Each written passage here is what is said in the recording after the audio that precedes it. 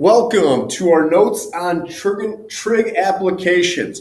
Okay, the first thing we need to know is what is angle of elevation, what is angle of depression? Well, angle of elevation, it's simply the angle formed, all right, between what we call the line of sight and the horizon.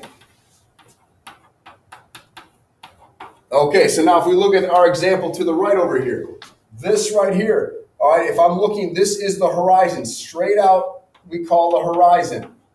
And then line of sight refers to what you're looking at.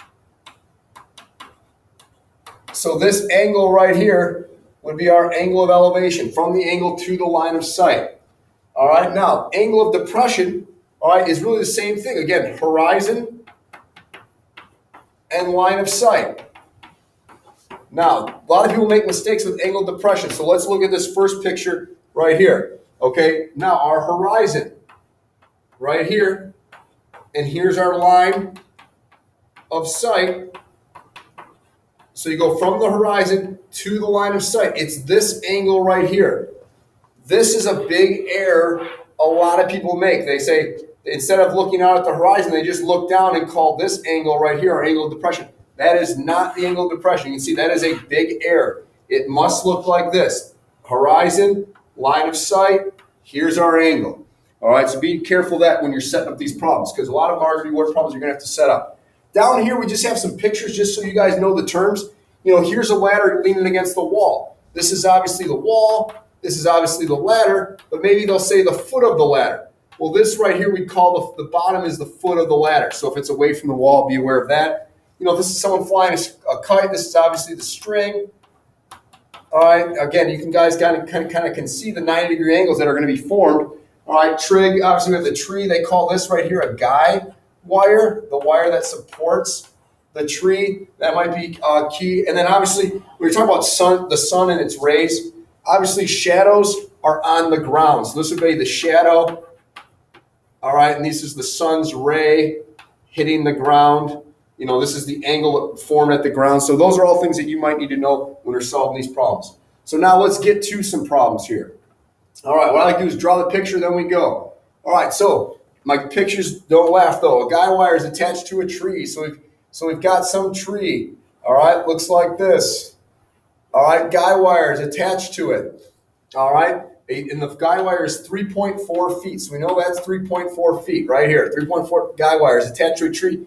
3 feet from the ground. So that's its height. So this is 3. What is the angle that's formed between the wire and the ground to the nearest degree? So if you guys can see, we've got this angle right there. We need to find that angle. So we're going to find an angle. We know we need to use the trig inverse since we're finding an angle. So here's our reference angle. Obviously the x is what we're trying to find. The 3 would be our opposite side. This is the hypotenuse.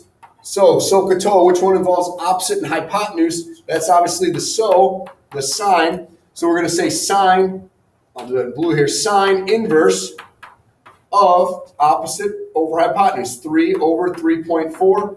You type that into your calculator, and you're going to get, when you do that, all right, is 61.9. So it says to the nearest degree. So we're going to call this one approximately 62 degrees. There's your answer, okay? So setting up the problem is the only thing that's really different now. We're still using the same trig values. Let's look at another picture. Okay, the sun's ray. So here's the sun, all right?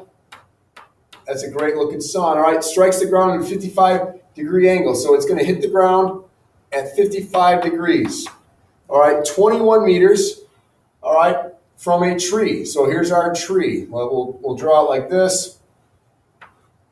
All right, this distance right here is 21 meters. What is the height of the tree? So they want to know x right here. So another trig problem. Here's our reference angle. We know the adjacent side. We want to know the opposite side. So which one involves opposite adjacent? Well, that's TOA, tangent. All right, so let's set up the problem. So we're just going to say, hey, tangent of 55 equals opposite over adjacent, which is 21. Remember, we really put this over 1. We cross multiply. When we do that, we get x equals tangent of 55 times 21. plug that into your calculator. When you do that, you should get approximately 29.9. But again, they want us to round to the nearest meter, so that's going to be approximately 30 meters. So there's your answer on those. Again, hopefully you're seeing how to set them up. Let's go one more problem. A lot of people struggle with these problems because, again, of the angle of depression. So we've got an airplane. Okay, this is going to be a brutal drawing. So we've got this airplane. All right, look at those wings. That's pretty good. All right, oops. All right, it's got a little tail there. There's our airplane. All right, an airplane spots the floating debris at an angle of depression of 15 degrees. So here's some floating debris down here. All right, angle of depression. So here's our horizon. All right, here's our line of sight. So it's 15 degrees here. If the plane is at an altitude of 3,000 feet, well, the altitude means, the height. So it's at 3,000. Well, instead of drawing it over here, I'm going to draw it on my triangle right here so you guys can see. This is 3,000. What is the horizontal distance before they fly over to the nearest 100 feet? So that's this distance right here. So now you can see it's a simple trig problem. Here's our reference angle. We know the opposite side. We want to know the adjacent. Which one involves opposite and adjacent? Well, it's tangent. So we just simply set it up. Tangent of 15. All right, again, a lot of people do that angle of elevation triangle wrong. Tangent of 15 equals opposite 3,000 over x. Again, we cross multiply. When we cross multiply, we get, I'm going to do it right here, we get tan 15x equals 3,000. Well, then we have to divide by tan 15. That cancels out. Divide by tan 15, tangent of 15. We put this into the calculator, and then that'll give us our answer of x equals, all right, that's going to be 11,196. But they want it to the nearest 100 feet.